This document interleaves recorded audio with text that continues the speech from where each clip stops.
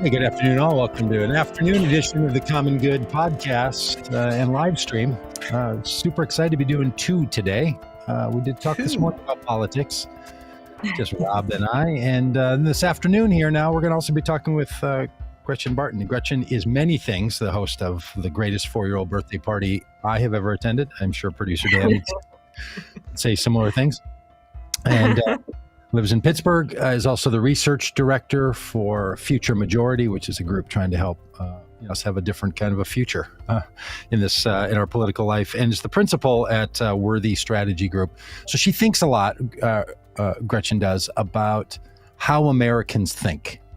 And in the Vote Common Good world, she's big fans of this work and big fans of her suggestions for how we can understand how to connect with and motivate people to make the common good their voting criteria, as opposed to other things that it might be. So, Gretchen, nice to have you here. Gretchen has a very well crafted and so inspiring of a slide deck. And if you're unfamiliar with that phrase, it's the kind of thing in some industries phrase we use. A series of images and pictures and words to take us through a set of ideas on how it is that Americans need to be framed as the hero in the story. You know, we talk about this a lot, Gretchen, on the podcast. I don't know if you know that, but we talk about how in classic storytelling mode, and I think there's something we should break in the country, but there's always a hero, there's some kind of a victim, and there's a villain. Rarely does anyone recognize themselves in the category of the villain, right? It's somehow people are victims and heroes, and then you place villains on someone else, but rarely do people take that on their own. And it's an important part of how we structure. So all the stuff you're talking about and what you're going to do with us today, we're so grateful for it. So thanks. Thank you. Thank you for having me. That is so cool. Yeah, it is funny actually that you mentioned that, talking about the villain, because that was something I had done early work when I was first getting into the political world on young voters. And one of the things that I found with young millennial voters who were going out to vote, they identified with this idea of like Katniss Everdeen, Rocky, Star Wars, this idea of the hopeful rebel, someone who against all odds, facing down a big foe would gather with thousands of others trying to, have the battle of their lives. They may win, they may lose, but ultimately their hope was that they would, transform the world through, the sacrifices that they would make. That was sort of a big thing for the 2020 election. And one of the big ahas after doing that research was I was looking at this former CIA agent who was talking about how that hopeful rebel idea is something that even people, we would consider villains, maybe people who blow themselves up. Sorry, I'm taking a dark turn, but they see themselves as a hero. They're Luke Skywalker facing down the evil empire, right? They're the protagonists, and they're willing to sacrifice it all. So, it is interesting. We always identify as heroes, and it's really important that our political communications center Americans as the heroes of the story, understanding that, they're not the protagonists. Joe Biden's not the protagonist. Policy wonks are not the protagonists. It's really the voters. Yeah. Interesting. All right. Well, Rob, do you have any means of introduction, or are you just ready to go along on the Gretchen Barton Make Americans the Hero of the Story ride? Yeah. And Gretchen, I maybe by way of preface, when I first saw this presentation of yours, it reminded me so much of Don Miller's book, Building a Story Brand. And I'm curious if you've read that, if you're just like, you're not just totally co-opting it, I'm sure. Maybe you are. No. Because what he talks about in kind of the marketing world for businesses, they need to, instead of positioning their business as the hero of their brand story, they need to position their customers as the hero of their brand story. So are you familiar with Story Brand? I'm not, but I have worked with a lot of professional storytellers, namely Kirk Chambers is someone who's on my board and a good friend and a colleague. And he used to run Storytellers International, I think. Sorry if I got that wrong, but he used to work in corporate America, as did I, and really helped brands tell their story. So definitely understanding those principles of narrative has been something that, I come from that world for sure. I'm writing down that book right now. I need to read that. Well, I mean, this is like right out of it, like, because what Don Miller talks about is this idea that, all the classic stories, there is a hero who has some obstacle, has some villain that they have to face, and along the way they meet a trusted guide who gives them a plan and calls them to action. And he talks about Yoda being that person, Mr. Miyagi is that person. You meet the trusted guide, and what he suggests is that brands ought to position themselves as the trusted guide. And I have thought for so long that political candidates running for office need to position themselves as the trusted guide. And the voter is the hero of the story. They're the trusted guide who's there to say, hey, this stuff that you want, this thing that you're facing, I'm going to help you get there. And what you've done with this work is just so in line with that I think it's fantastic. That's really cool. That's so funny because one of the things, in the research that I do, I'm trying to understand, how Americans think and feel about everything, about government, about their values, about where America is going, where they're going, where they see the future, how they see government playing a role in it. And one of the things that I always say is that Americans want the government to be an assistant to their success. Now, my reference point as a geriatric millennial is Britney Spears. I don't know if you guys know about Britney Spears. Yes, I'm glad she's free. That's all I can say. She's free Britney, right? So one of the things that I was really cognizant growing up of, was her story. And, she was the pop star, right? And she always had a trusted assistant by her side. Her name was Felicia. Fee was what she called her. And Fee was always there. If you watch any documentaries, I'm kind of going to start feeling a little embarrassed. But if you ever watch a Britney Spears documentary, Fee is always there to be like, right, Britney, you're the star. Here's your schedule. Here's some coffee, gently being there, but then like kind of retreating so that Britney can do her Britney thing, And we saw later, that narrative play out later. I mean, the real life story, Britney, she had Jamie Spears kind of take over her life, which was terrible with a conservatorship. And the story that I hear Americans telling is they want Fee. They want that assistant. They want to be Britney. Not literally, but they want to be the star. And they're afraid that the government is going to be Jamie Spears. It's going to be like, I will control your reproduction. I will control your every move. I will control your money. Whereas they really just want to be awesome. And they want someone to assist them in being awesome and then step out of the way and let them be. It doesn't mean that they don't want government. It's just they want to change the dynamics of it and the way that it feels to them. So, I think that trusted guide thing is on point, Rob. Gretchen, can you say some more about how you do your research? Or are you going to get into that? Because you do this incredibly, I think people don't know how researchers like you do your work. And I think it adds a real lens to what we're about to see. Thank you. Thank you so much. So, I came from the world of corporate research. I had done a lot of traditional research in the public health space and in academia. I had been doing, polls and surveys and in-person interviews, focus groups, and that was always really great. It was always really great.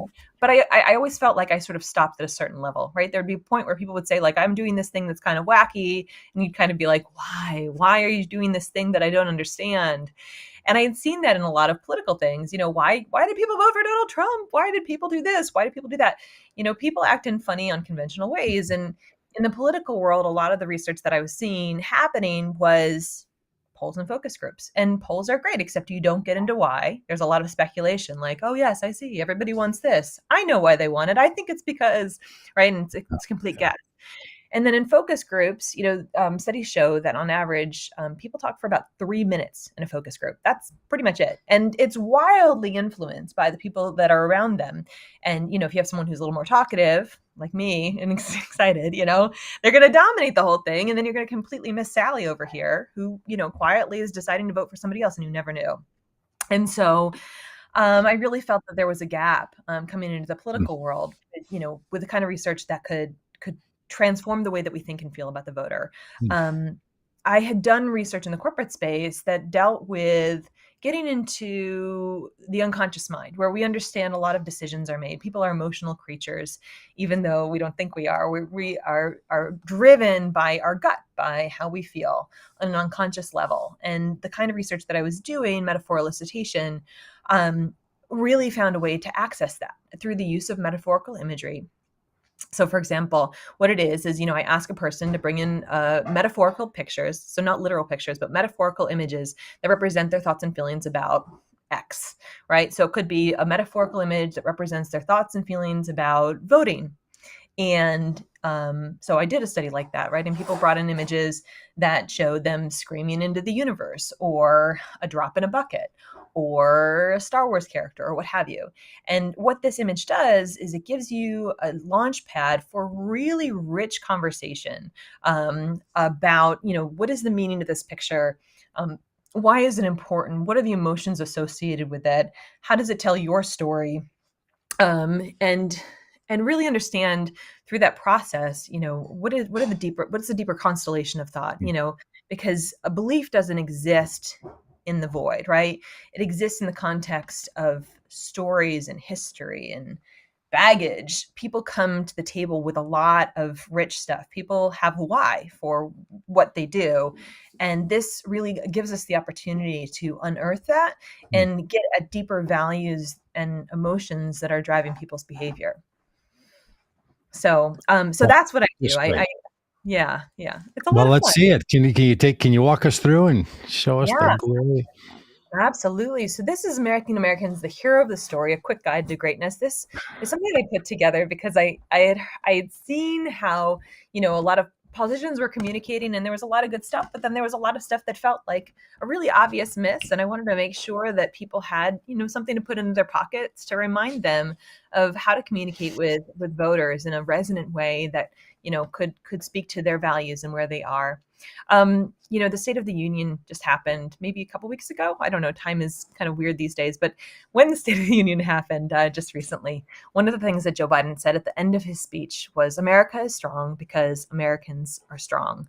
And I have to tell you, my whole being lit up when he said that. And I think the reason I did was because it was using the frame of Americans as heroes of the story, right? We're here because America is great because Americans are great. America is getting through COVID because Americans are doing the work of getting through COVID. It was a deep acknowledgement of the work that Americans are doing, and it was centering the voter, centering Americans in a time where a lot of Americans don't feel centered. And a lot of the research that I've done, shows that. It shows that Americans don't feel valued. They don't feel like they matter. They don't have a sense of control. And I feel it's really important that the government, the Democrats, because I'm on Team Blue here, really focuses on speaking to voters in this resonant way that tells them that they matter, tells them that they have a future, tells them how they can regain control over their lives and their future, and be part of that whole story. So Americans as heroes is an idea that's deeply resonant with Americans. And, you only need to take a look at Netflix or HBO or to see, right? Mm-hmm. There's tons of these superhero stories.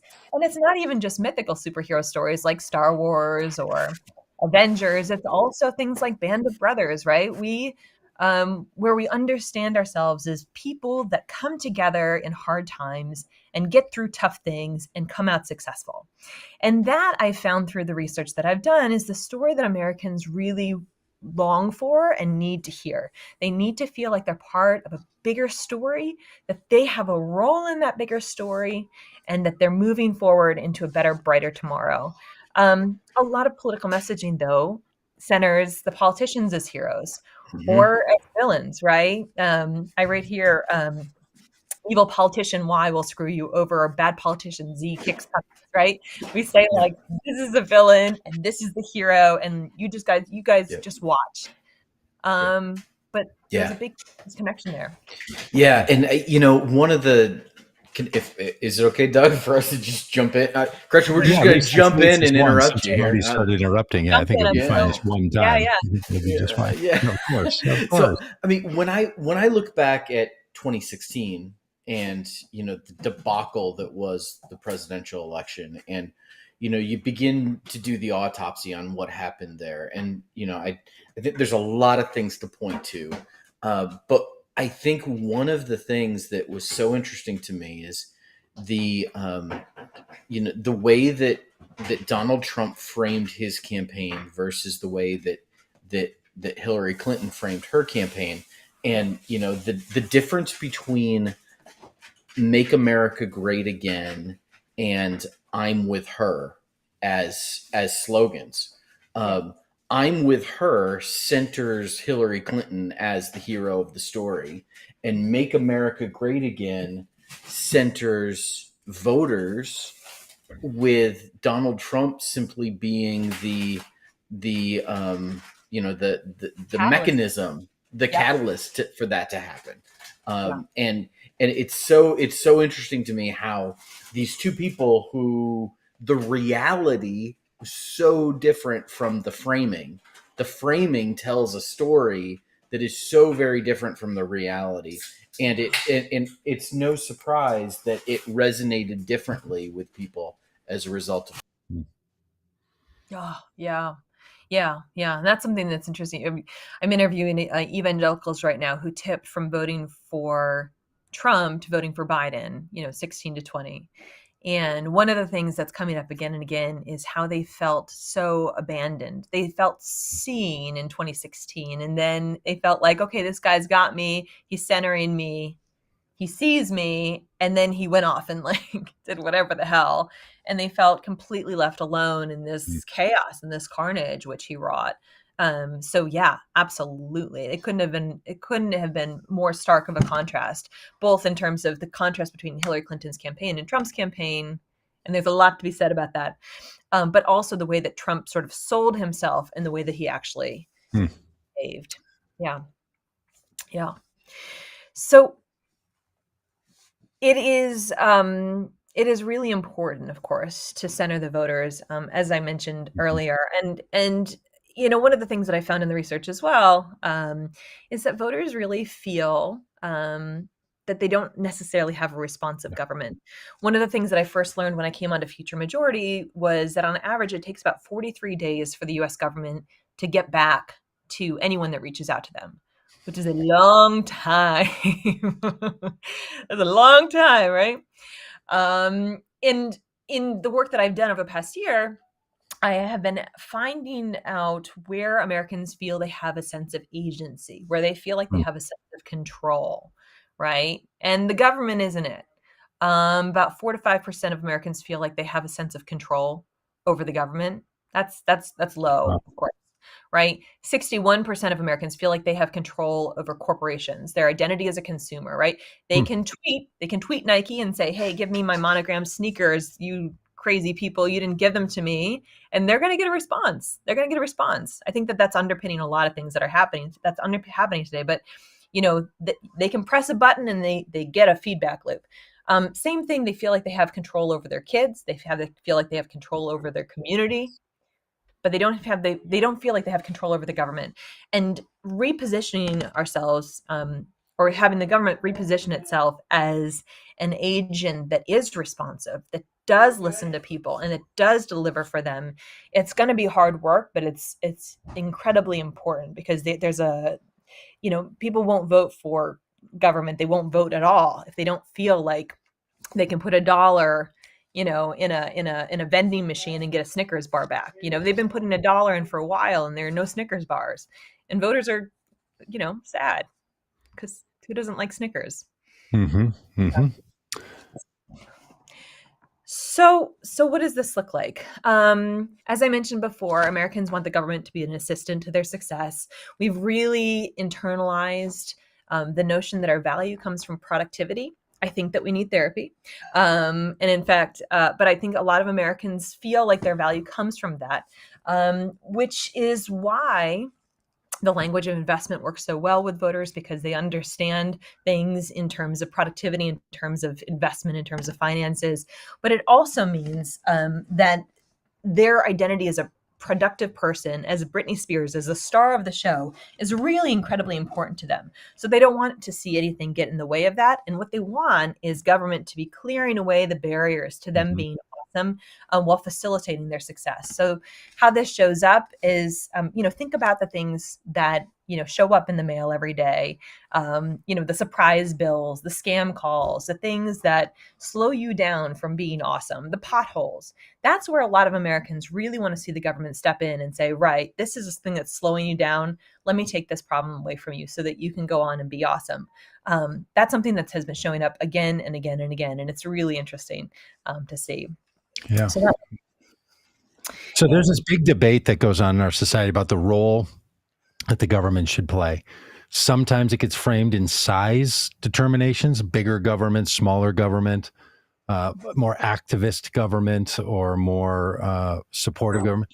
Do you feel like what you're hearing and what the sort of American narrative ethos is has a clear call for what generally the people of the United States want the government to be like? They want a government that delivers. So whatever that looks like, they want an efficient government. They want an effective government. I have heard folks who want small government talk about how they needed to make sure that they had their special services for their kid and their family.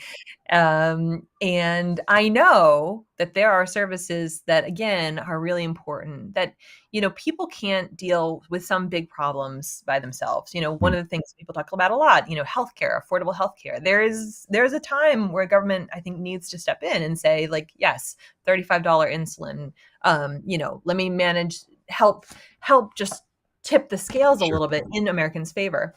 But Americans, what I found is they may want government services, but they don't want to feel like government is big, even if it is. They want to feel like it's efficient. So it's almost like size doesn't matter in a way. At least that's how it's more important of how it feels, and it's the voter experience, the American experience that really drives the conversation, I think, for most voters.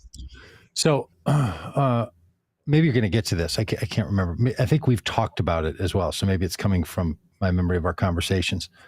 But in the family systems model, which I know you reference, right? Sometimes you can look at sort of how we experience our government through a family systems kind of frame.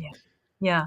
Some people really want the government, and this was a big thing for some Republicans, and certainly with the former failed presidential candidate and twice impeached president, that they really wanted him to be like this ruthless dad character, kind of a tough guy dad. Yeah. And some people want their political apparatus to be like a nurturing, caring caregiver, sometimes more with motherly kinds of instincts. Does any of that play into this business about how people feel supported? Anything about that? Yeah, absolutely. I mean, there's certain qualities that I think are consistent regardless of who's president and what time it is. I mean, in talking with voters, one of the things that's come up again and again and again is they want someone who is strong. A lot of Americans feel like the government, at the end of the day, you got to make sure that they protect the people on some level, right? People don't want to, die in their sleep. Nobody really wants to die at all, but they want to make sure that there's some protective element there and that they feel like someone's going to stand up and have their backs. But that idea of the parent is so resonant. And I think you're right. When they voted for Trump, a lot of people were looking for somebody that was going to shake things up, a sterner father figure. A lot of people see Governor DeSantis, by the way, as a dad. Who's like, get to work. And that is absolutely a resonant idea. But then there are also times that they feel like they want a little bit more supportive energy, which is, kind of explains the vote for Joe Biden. That people felt like the government, that the country was sort of torn apart. They needed a healer. They needed somebody to sort of transform things. They needed to run away from the bad dad, go to mom, dad's in a mood. So absolutely the dynamic plays out. And I think that's one of the things I've been surprised by, how many people sort of see these government leaders as their parents. Yeah. And I guess regardless, you're saying, to belabor this family systems metaphor, regardless of which parent they want, especially the president to be, or sometimes, maybe their state government, Yeah. they want the parent to be helping the child to thrive. Right. I mean, either one of those, whichever it is, like if the point of parenting is to be the best parent, like to really be fighting for that best dad t-shirt, like that's kind of not the point, right? Is to be Right. everyone wants to be a great parent, most people anyway. But I don't think that's the point. Right? The point is to sort of support another human being that you have the privilege of parenting to live to their fullness. That feels like something missing sometimes in the political spaces. 100%. Right. Ultimately. And I feel like a lot of Americans are like 13-year-olds, right? They're like, go away, dad, leave me alone. Right. But you want to make sure you've got food on the table too. My daughter's 7, and she's in first grade, and she goes off to school, and it's the craziest thing because like there's this like 20 feet before we get to the school door, and like as we've gone through the school year, like at first it was like the 5-foot drop off, then 10 foot. Now it's like 20 feet back. She's like, Mom, I got this, and so she can take that journey alone. But a lot of Americans are kind of doing the same thing, right? They're like, I got this government, leave me alone. Yeah. Leave me alone. I got this. And, if they do need, government to step in if things go south, but ultimately they want to feel like they've got this. Yeah. Mm-hmm. Great. Yeah. So here's another thought. Americans need to see themselves in the future. So one of the things that I have seen again and again is how Americans, they don't feel a sense of control right now over their lives. Well, they feel a sense of control in certain ways, but they don't feel as much control as they want. They also sort of see the future and they wonder if they have a role in it. They associate Democrats with the future. They associate Republicans with the past. And when people feel scared about the future, they're going to go back to the 50s. They're going to say, I don't know where we're going. So let's go back to what we've done before. I know what that is. I love the 50s. There were great skirts and lots of pie. Like, let's do it. And it's very familiar to them. So I feel like it's really important that people in power, people in leadership, take the opportunity to tell the story, not only of like, this is what the future can look like, but also this is your role in it. You will not be disappeared. I've talked to voters before, and look, people, this might not sound rational, but it's an emotional thing. I've talked to voters who, they talk about the statues coming down, right? Mm-hmm. And I remember talking to this woman, she said, when I see the statues coming down, she's crying. She was like, I'm worried about my boys. I'm worried if they make a mistake. And if I make a mistake, will I be disappeared like the statues? Now, the statues are another argument for another day.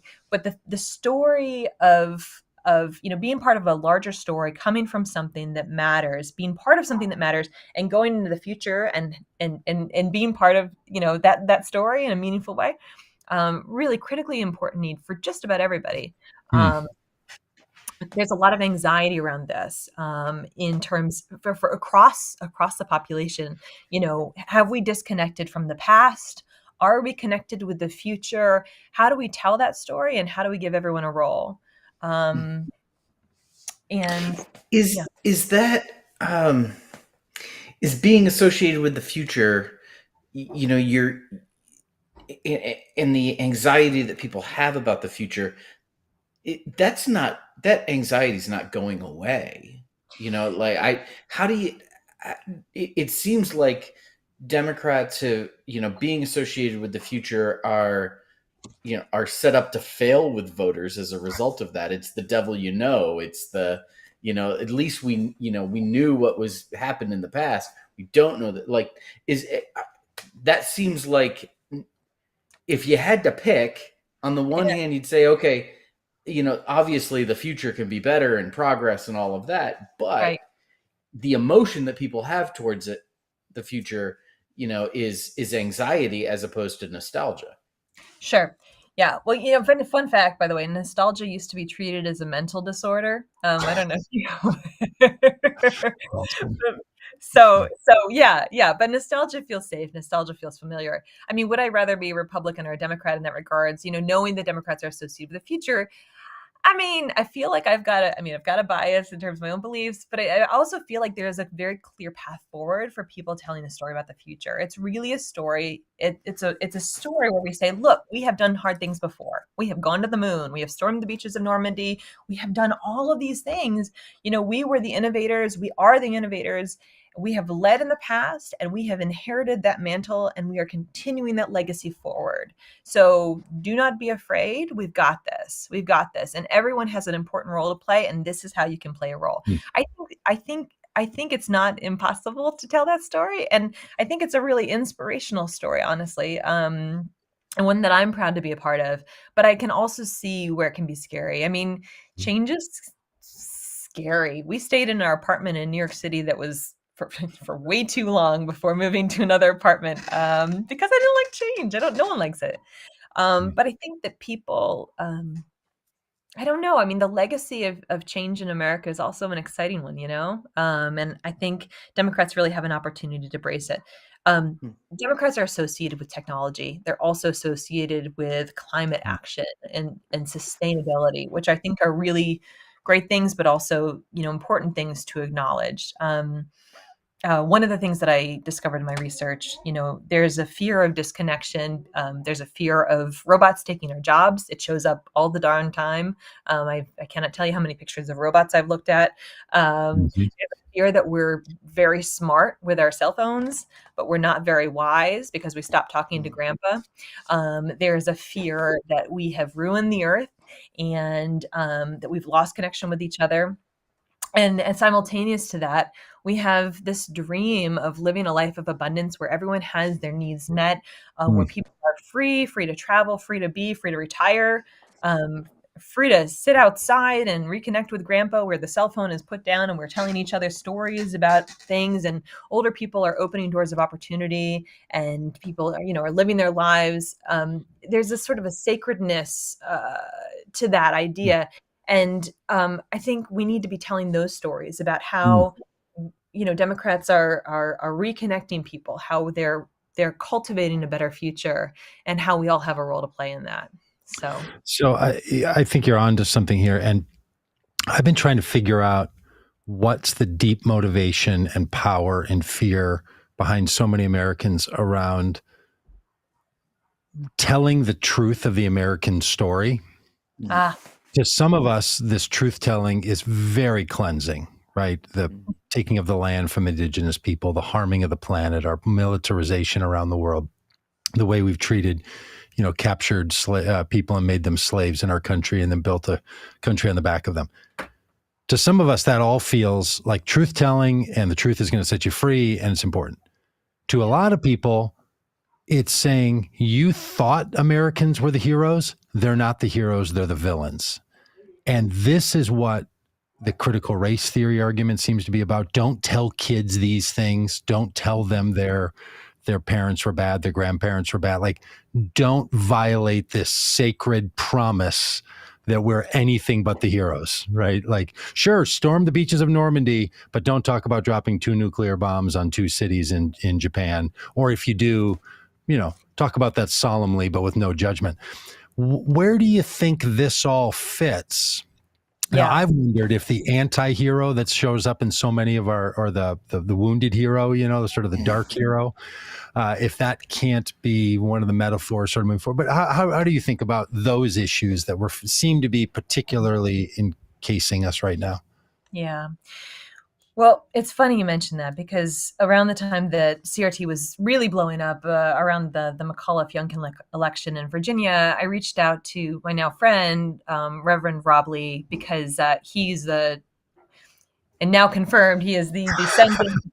Yes. There's a big little dust up. Confirmed. Now confirmed.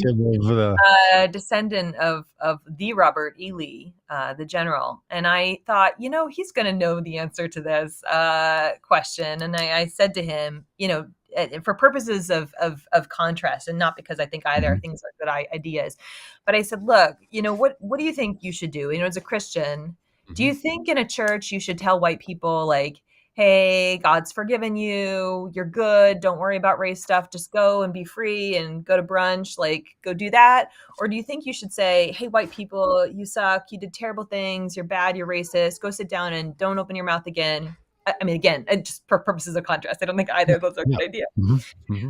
And he said, Gretchen, here's my family history.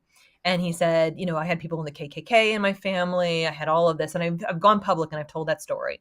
He said, I think I feel a little sad, he said, because there were also some really good things that my family did. And people come from complicated pasts.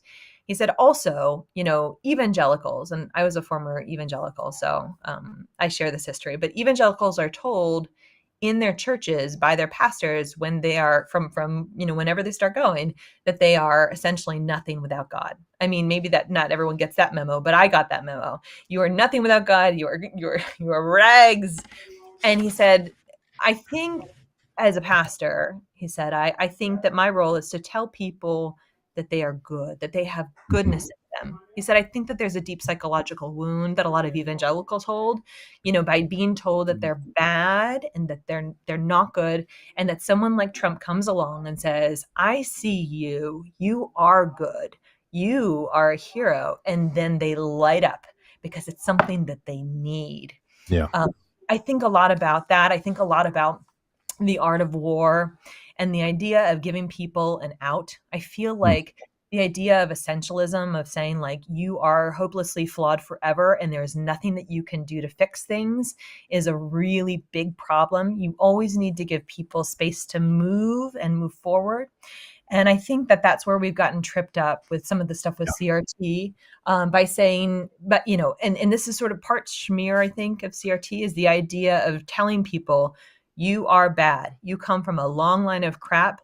There is nothing that you can do to fix it. And by the way, I'm going to take control of your kids.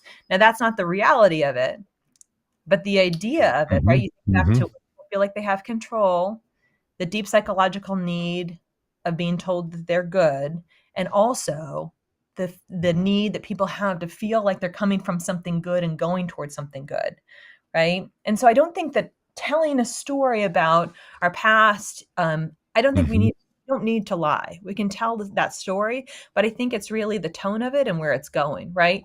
It's not, I think, that America sucks and it's terrible and they come from a long line of crap and there's nothing they can do about it and they should just sit down and just go home.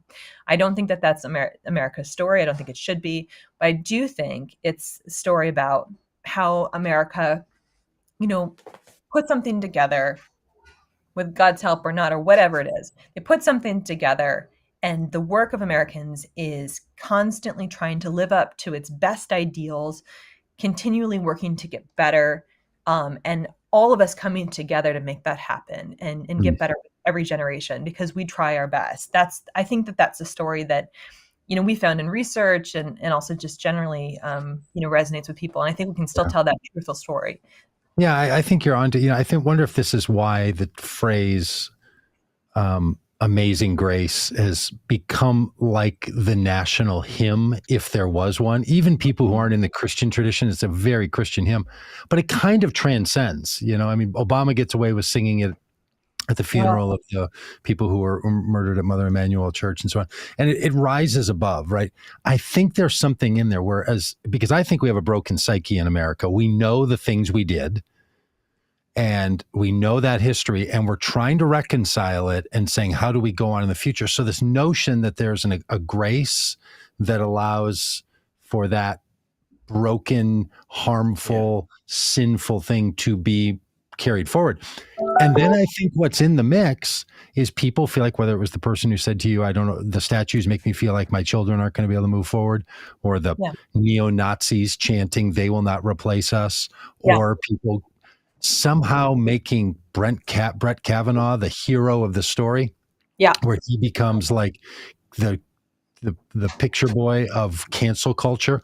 All of this cancel culture, don't replace us, don't take down our statues, are people saying, this is what I'm afraid is going to happen, that the people who had power and control it's going to be taken from them and turned over to someone else. And so there's another hero that's coming into the story. So this hero thing, all of a sudden now I'm out of my league here, but now starts to become like I don't know, in the DC world or I don't know what people make the superhero movies, where they all like have to come together and they're fighting with each other, that like there's this battle for who's going to be the hero of the story in America. Like hero fighting hero is what seems to be going on in our world.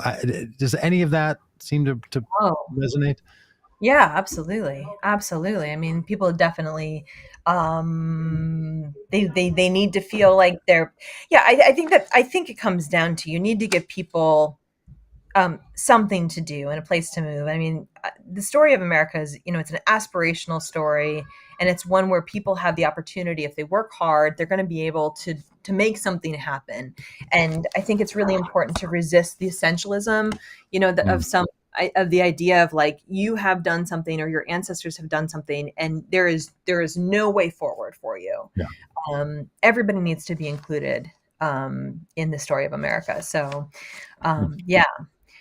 Which brings me to my Americans don't feel acknowledged.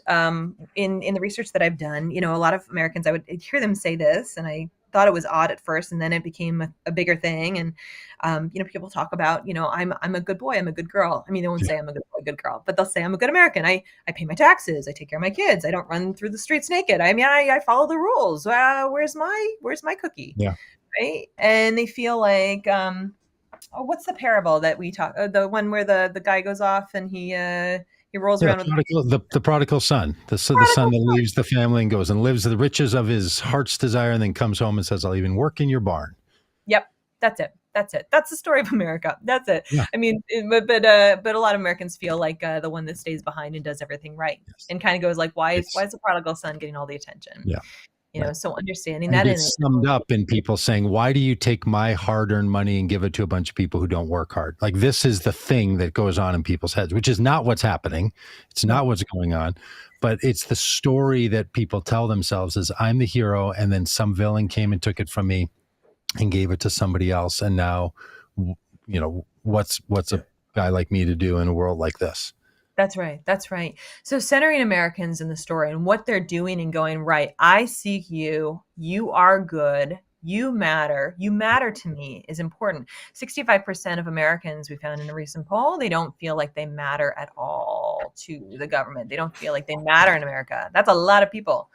And it's a problem. It needs, people need to be acknowledged. And then finally, there's so much more, but I want to be mindful of time. Americans wonder if there's enough for them.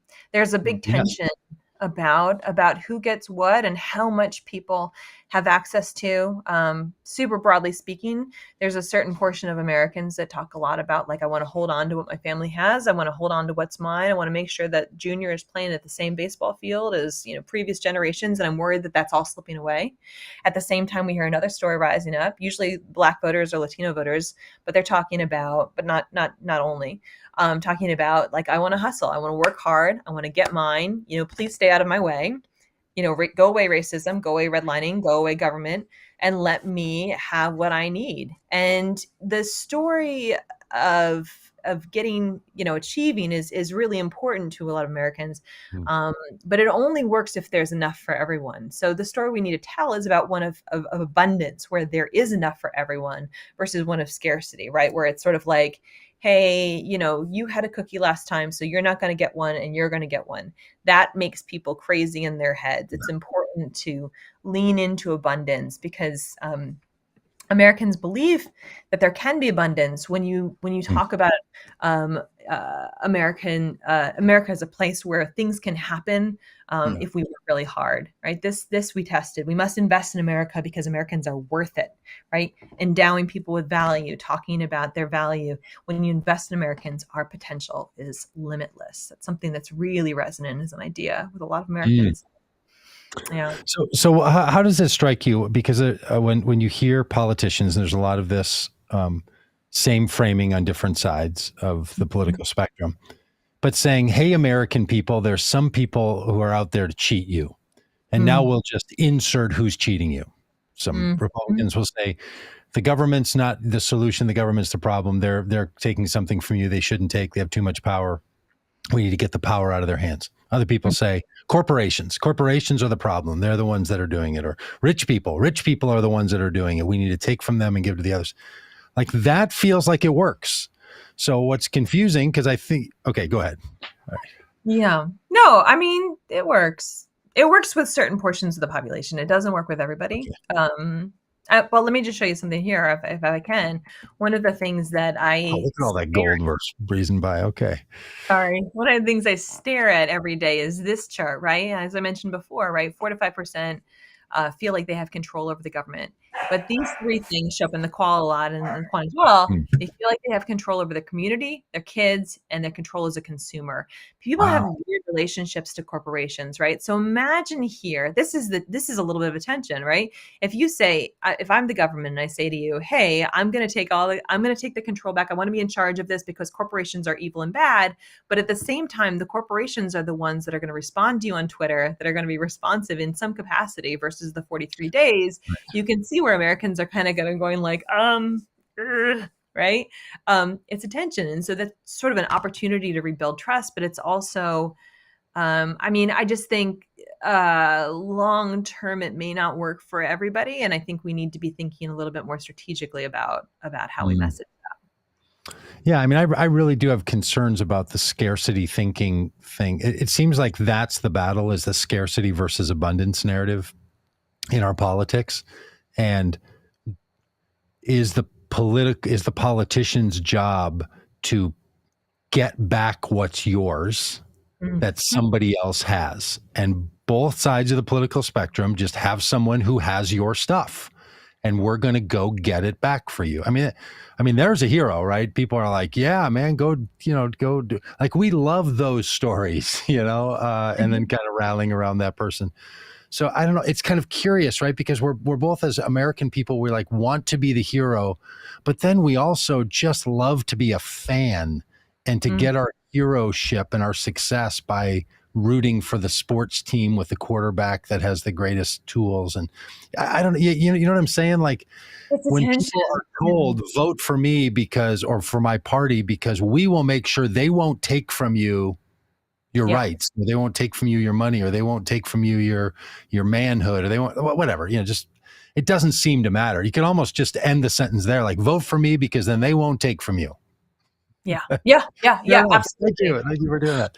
I mean, look, I think that there is something to be said about, saying like, so-and-so is an evil monster, don't vote for them. I know that works in the short term. It works. And by works, I'm saying it's like taking a shot of double espresso, but eventually your adrenal glands get like busted, and then you're like lying on the floor and you can't move. It's a short-term fix to a long-term problem. I think long-term, for the health of the nation, we need to be telling different kinds of stories than that. I think, I might be, committing heresy by saying this, but I think ultimately, like, we need to be telling a story where like Republicans and Democrats can somehow get along, and that there's some kind of ecosystem where it's a sharing of ideas and we're all working together toward a better America. And we may have different ideas, but at the end of the day, we're all Americans. We're all working hard on problems together. The thing that shows up in my research again and again is how divided Americans are, and how much that is a psychic wound that like needs healing. And I worry about what that does to us as a nation. I mean, you already seen intransigence in government. People are not moving forward. They're not making things happen. And, in DC, and Americans need to believe that it's possible to move forward, because we can't keep up with the demands of the 21st century. Are we in the 21st century still? Yeah. We can't keep up with the demands of the moment unless we're able to be nimble and responsive and work together. The problems are too big for us to do that. So short term, the enemy stuff I think works, but long term, I think it's going to kill us.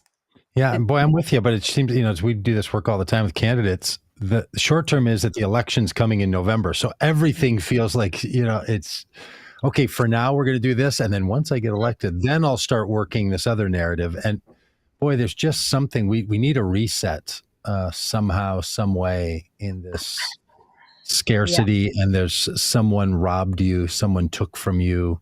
I mean, it's just it's the conundrum of the American experience, right? That we say this one story that like you can do and be and create whatever you want, and you've lifted yourself up by your own bootstraps, and all you have is yours. But then live paranoid as if someone's going to come take it away from you.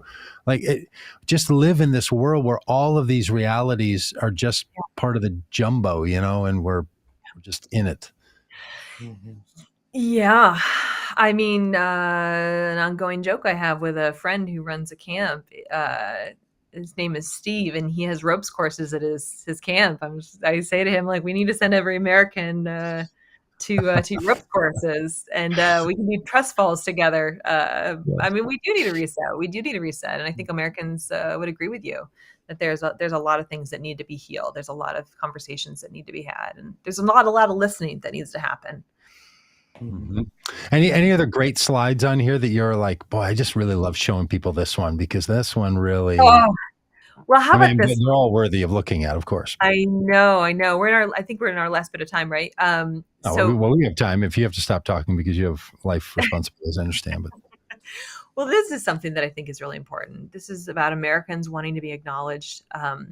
So one of the things that I'm thinking about a lot is, elections and what people need from Joe Biden right now, and what people need from their leaders in general in America, what they expect. And we put together a whole list of, possible qualities that we had heard from our interviews in here to see on a national poll, like what, people wanted. And I think this sort of underlines a lot of the things that we've talked about today. When you think about your ideal president, they want someone who's a leader. Okay, check. I mean, that's basic. Believes America can get better and focused on helping America grow. I think that goes back to that whole idea of Sun Tzu, right? Giving people a pathway forward and a sense of momentum and a sense of agency. I think that makes sense. Bringing people together, healing that psychic wound that we see Americans facing. It's really, really critical. And people want to know that America can get better. Transparency is really integral as well. Knowing what the heck is going on so that they can be a hero, so that they can be an assistant, so the government can be assistant to their success. Strength, healing. Well, by the way, from here, I'm going to say I saw a statistic that said 70% of Americans want a transparent. And I didn't know that trans parents were that big of a deal. It's an interesting word, isn't it? That transparent is the same as like what the word we phrase for a trans. That is interesting. I didn't think about that.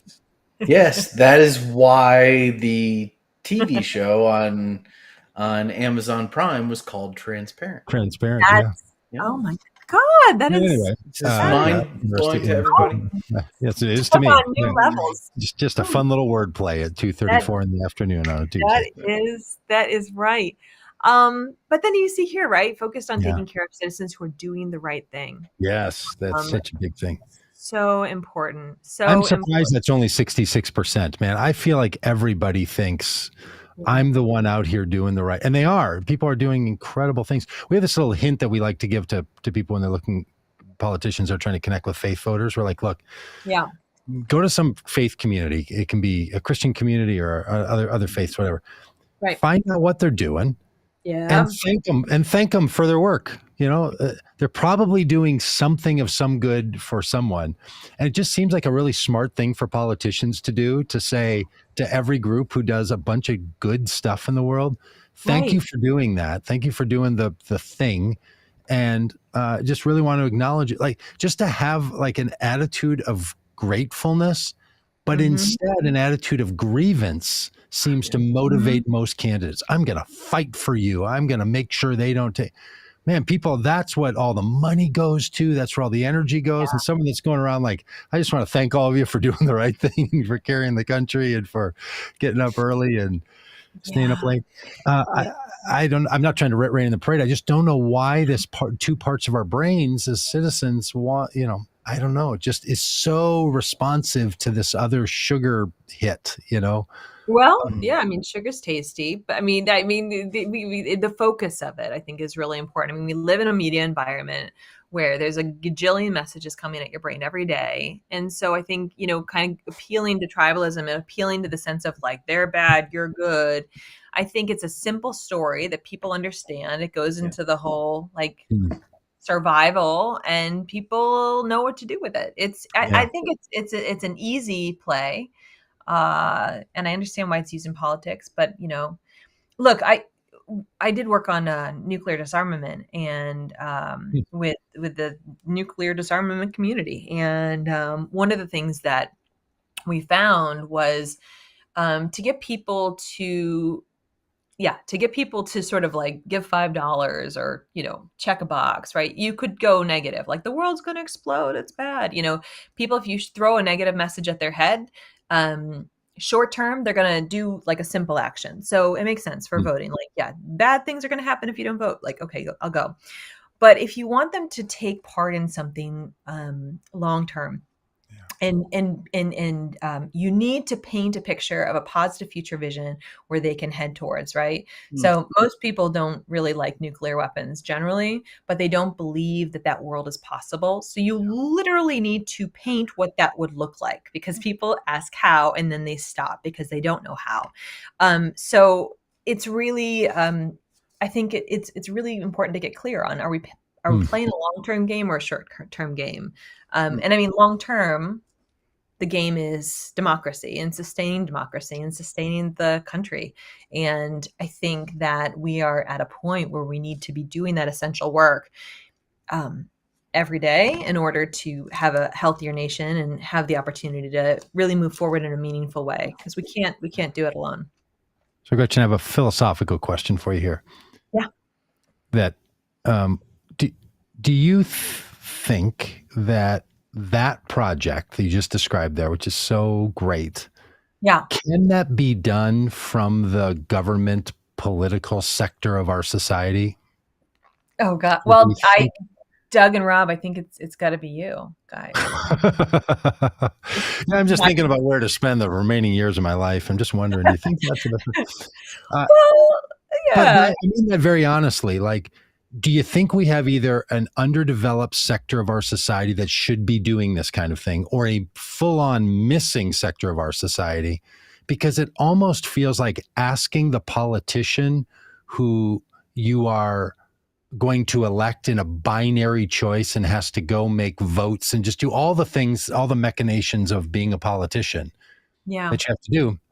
Are they really the best people to be championing this cause, or is there a missing element in our civic life that needs to be talking about the big democracy project and saying to politicians, hey, you all need to join in this bigger project we all have going on, because we're up to something here as the citizenry of the 350 million of us, and we're all up to something.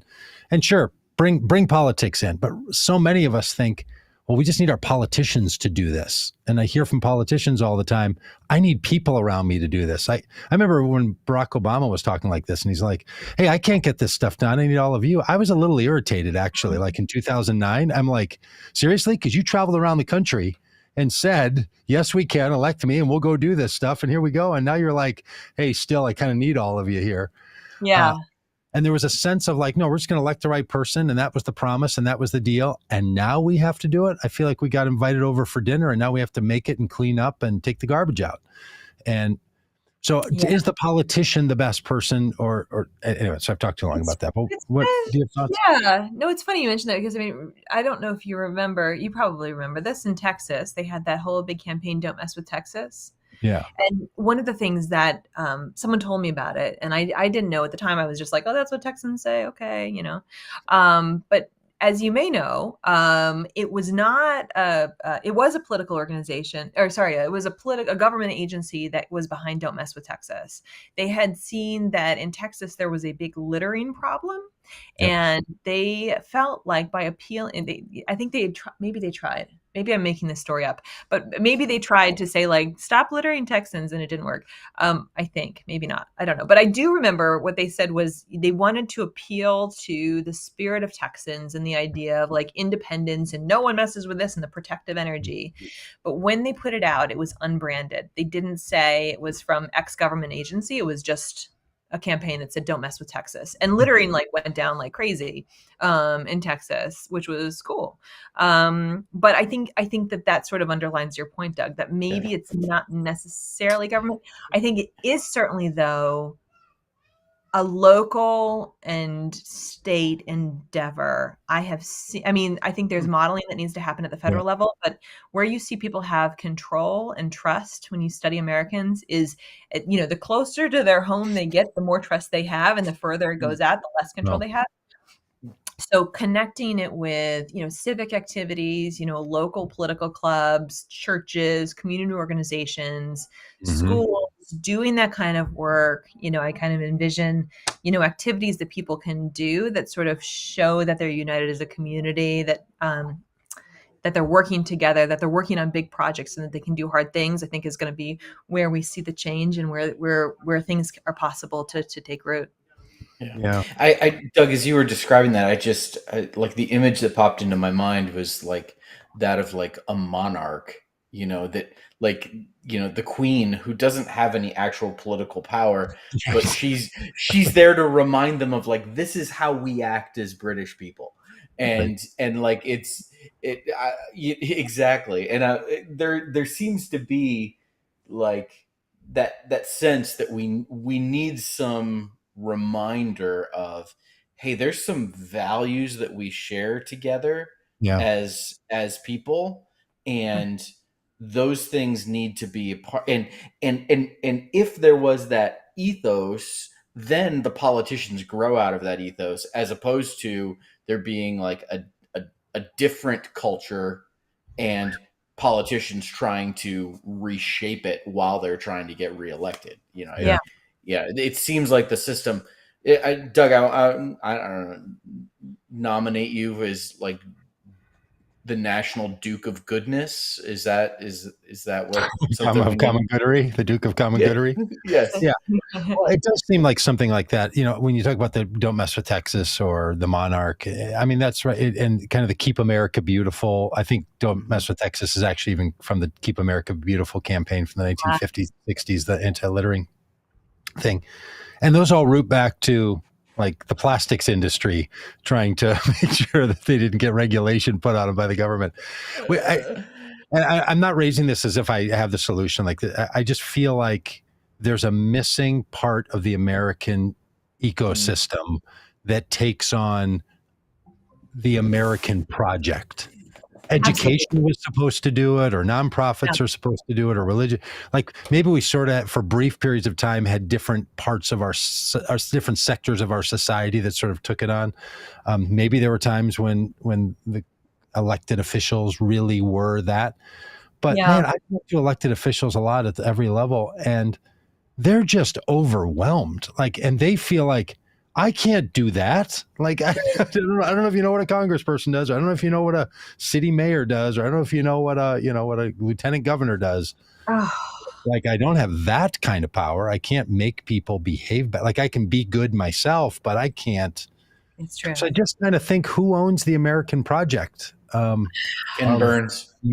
Ken Burns. It is Ken Burns. Is it Aaron Sorkin again? Is he the only guy that wants to imagine a better future? Well, I think too, by the way, I think we need to expand the menu of civic engagement. One of the things that I have felt, and I mean, this is me as Gretchen, I have felt, is that when it comes to how you can get involved with democracy, the government, sort of advocating for a better world, there's sort of like a menu you can do, right? You can vote, you can call and complain, maybe get a letter back or call back, maybe. You can go protest. But I'm kind of an indoor girl, so that's sort of like, ugh. And you can, what else can you do? Oh, I don't know. That's pretty much it, right? But here's the thing. You can run for office. You could run yourself, I guess. You can run for office. Maybe right. But where is the space for the people who are kind of shy? They want to make it different, right? Where's the space for the people that want to, make cookies or whatever? Where's the space for people to meet democracy where they're at and the way that they want to express it? I've always felt like it's too limited, and maybe this is just me as kind of a shy person, but like, I want to be able to bake cookies for democracy and feel like I'm doing something and be part of it, which is, why. Well, Gretchen, there was a movement in early 2020 called Bake America Great Again. And if you haven't looked up Bake America Great Again, it was an effort put together by Vote Common Good and some of our buddies out there in Hollywood to run bake sales to fund the post office when Trump was trying to unfund the post office. And we started a national bake sale and held them. So there was one brief moment where your baking and your civic life came together, and we sold baked goods at a post office, and the authorities had to come up. That was a very real thing. But that's, I think, we're having fun with it. And we certainly, with the Bake America Great Again, we had fun with that. Kind of, but we also, it's a little Andy Kaufman. We weren't sure if we were goofing on Elvis here or not. Like, isn't there really a missing piece? Like, we say a lot about our education system. We just have to teach kids more about civics. I don't know. It's not that great. Like, frankly, our current civic way, like you mentioned, people ask me a lot. They're like, "Hey, are you going to run for office? Is that what all this work you're doing is all about?" I'm like, there's only like 7 things I could run for that are based on my address. Like, there's not that many jobs to have. Like, no, I can't do it as an elected official. There's actually, other than Amy Klobuchar, I don't think there's anyone I would run against, and that's just because she's never gotten back to me after I had a couple of sit-ins at her office. So I'm willing to come after you, Amy Klobuchar, on this. But it's like, I don't know, all the people that are in the seats that are connected to my address, they're awful. So what else can a person do? Like you said. You can vote, you can donate, like, oh, seriously, like that. So I don't know. It feels like we need a big civic project. And I don't know. We're kind of off your topic, but I do think that if we're going to let Americans be heroes in their civic shared life, we literally have to find ways for them to be. We do. We need victory gardens. We need war bonds. We need healing, and we need ways for people can plug into that and do something more than anything. And I think it might be one of the most important projects that we have as a nation, honestly, at this point. So hopefully you guys can fix it, and I'll just go off and make some cookies, and it'll be cool. Well, it's sorry, that's very Make America Great Again. Well, this is so great.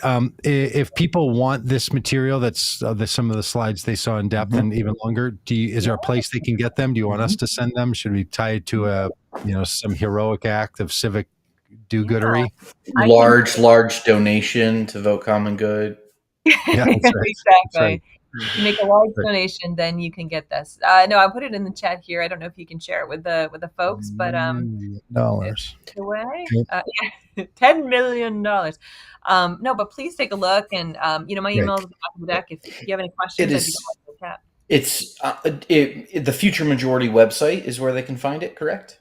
So it's on futuremajority.org, and that's where you can go into the content area and when pull Making Americans Hero the story down from the catalog, and you can get it there. So Oh, great. Gretchen, thank you for all things Gretchen Barton gives to the world. Thank you. Let's bake America great, guys. And no, I appreciate you both. Thank you for having me on. All right. Hey, thanks everybody. Thanks for having giving us another run today. But we're done for today. So if you're on this, we're not coming back this evening, Doug. No, we're not coming back. I'm not. Are you going to come back on? Hey, by the way, Gretchen did say, one of the things you can do is march. If people are interested in raising your voice to try to tell our politicians to stop killing people in this country, which is a really good thing, you can tell that to the governor of Tennessee. This Sunday, we are going to be with a bunch of other people in Tennessee, walking from a death chamber to the state capitol to tell the governor on Easter Sunday not to execute Oscar Smith on that coming next Thursday. So we think Easter is a good day to remind governors that being involved in executions is not the story you want to be involved in. Because, that's the point of resurrection, is to be a condemnation of executions. It's sort of the final mockery of the execution. So don't think you should worship, go to a worship service about resurrection on Sunday and then execute someone on Thursday. It just feels you're violating the very thing is true.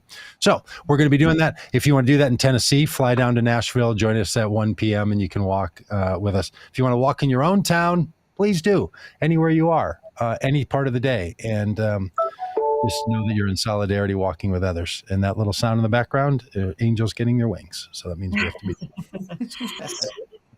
Take care. All right. Thank you, Michael Simmons. Thank you, Gretchen. Barton. And just quick thanks here to the people. Thanks, Caleb. Thanks, Michelle. Thanks, Caleb, and thanks, Michelle. Okay, there's only 4 comments. All right, we'll talk to y'all later.